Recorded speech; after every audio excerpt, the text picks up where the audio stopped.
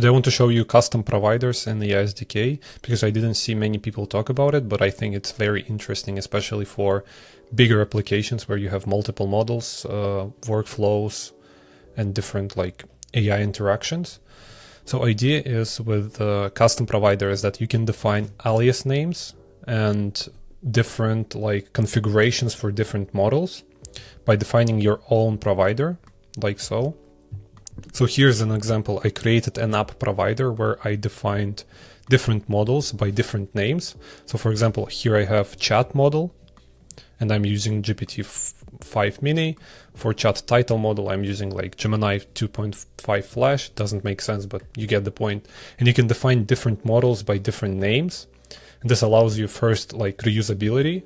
You can, for example, define main model and use it everywhere in your application. And if you need to change it, you just change it in one place, which is amazing. Or it could be helpful if your application has multiple workflows, different agents, and you're using different models for each like specific part of the workflow agent. I think it could be very beneficial for you to define it like very descriptively right here. For example, reasoning model or like some part of the workflow, and you can specify this content creation, for example, I don't know, model, and you can define like specific model for this specific like part of the workflow.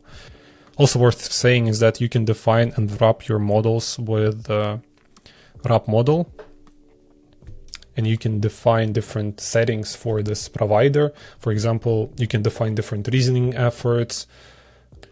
I believe in OpenAI also has verbosity or something like this. Oh yeah, and here's how you would use it in your application. You would, as I specify this provider, you would export it and you would import it and use it like this. .language model. And you can specify or choose your model from here.